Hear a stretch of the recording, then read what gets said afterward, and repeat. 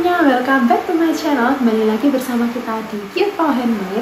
Di video kali ini kita akan recreate first amigurumi kita yang kita buat di tahun 2013 ini.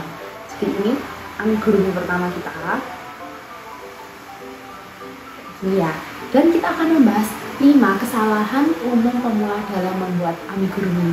Jadi buat kalian yang baru di channel kita, jangan lupa klik like, subscribe channel kita, dan juga nyalakan notification bell-nya supaya kalian nggak ketinggalan video-video channel kita selanjutnya. Oke, kita langsung masuk aja ke videonya. Oke, yang pertama, untuk kesalahan amigurumi pemula itu biasanya ada di tension tangan kiri, teman-teman. Jadi untuk merajut itu kita pakai 2 tangan ya, tangan kanan dan tangan kiri. Nah, untuk tangan kiri ini kan dipakai untuk melilitkan benang. Yang sering terjadi di pemula itu tensionnya di tangan kiri itu agak longgar atau kendur ya teman-teman. Jadi hasilnya itu dia kurang rapat seperti itu. Seperti ini saya contohkan. Nah, yang sering terjadi di tangan kiri itu tidak dililitkan seperti tadi, tapi hanya dipegang seperti ini atau dililitkan di jari telunjuk saja. Akibatnya ya teman-teman, hasilnya dia itu longgar tarikan benangnya dan otomatis rajutannya juga tidak rapi ya. Seperti ini kalian bisa lihat itu rajutannya kendur teman-teman. Sedangkan yang benar harusnya dililitkan di jari kelingking dulu baru ke jari telunjuk seperti ini. Nah, lalu saat merajut itu juga tidak boleh terlalu tinggi seperti ini, tapi rendah aja, sesuaikan dengan ukuran diameter hakpennya. Misalkan seperti ini.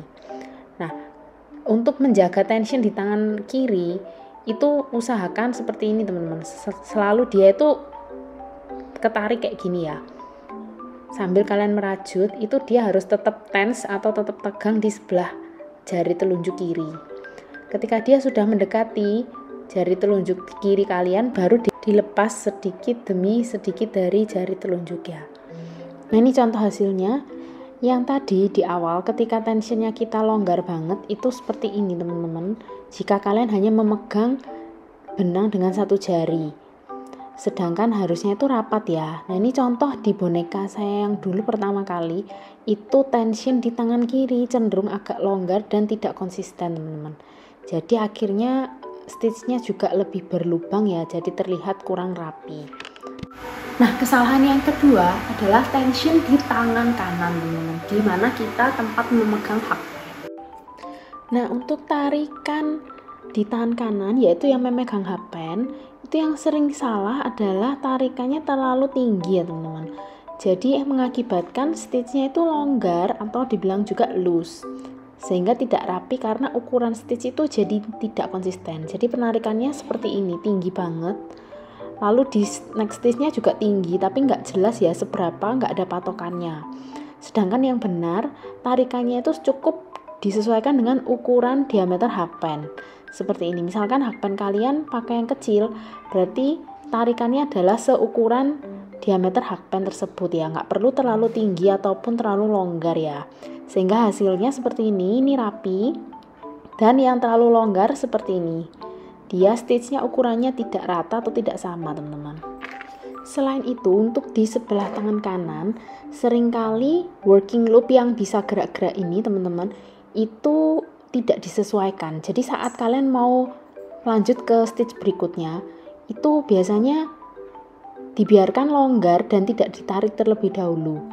Jadi mengakibatkan loop yang di bagian atas atau horizontal V-nya itu jadi longgar banget teman-teman, kayak gini ya misalkan. Ini tuh nggak ditarik. Jadi ketika mau lanjut ke stitch berikutnya itu dia ada loop besar di atas. Nah, yang benar adalah sebelum membuat stitch baru pastikan working loopnya pas dengan ukuran diameter hakpen seperti ini.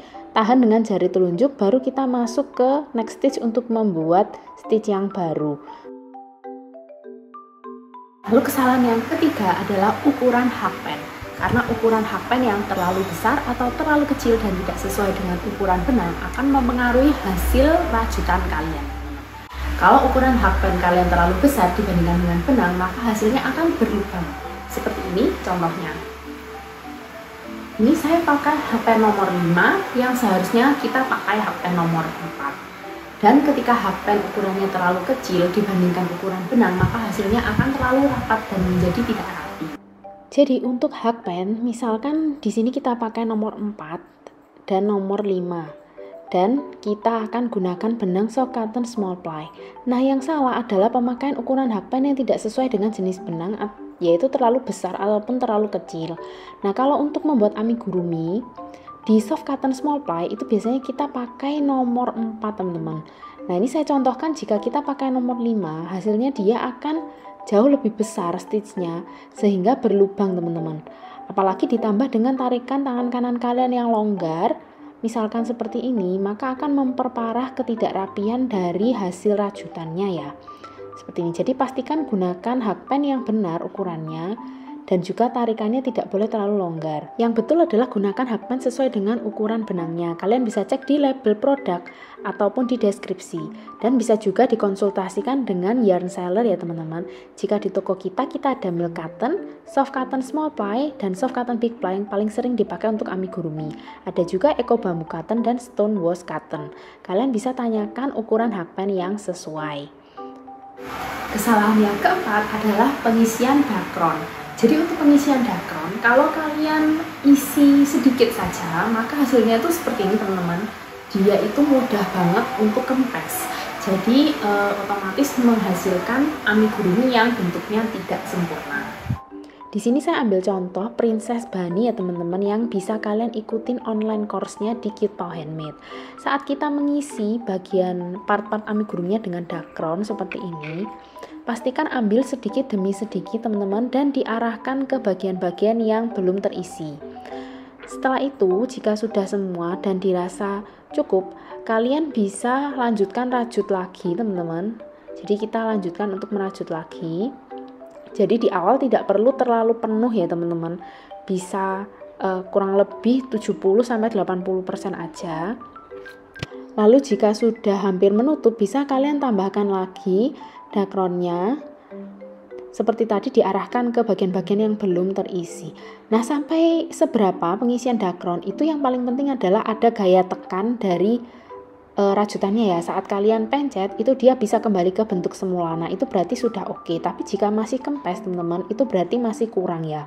Jadi kalian bisa tambahkan sampai dia cukup padat seperti ini contohnya. Lalu kesalahan yang kelima adalah dalam proses menjahit. Jadi dalam proses menjahit itu ada teknik tertentu untuk menjahit part-part amigurumi.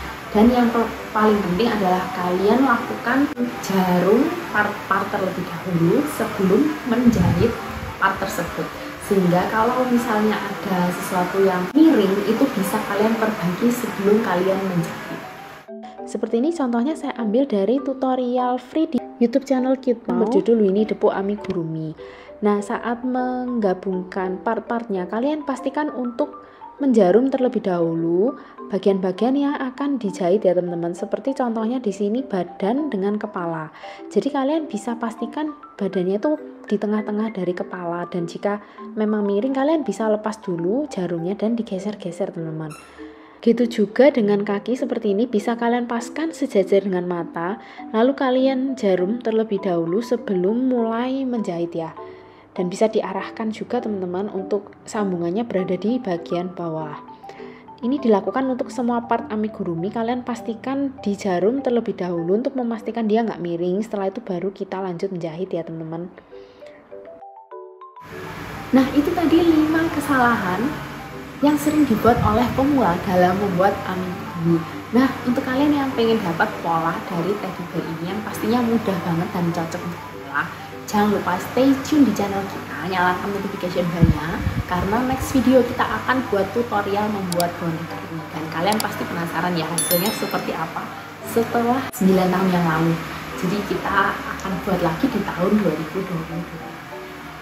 Dan untuk kalian yang pemula, jangan lupa subscribe channel kita dan cek ke playlist belajar merajut amigurumi 101, dimana kita banyak banget share tutorial untuk pemula ini.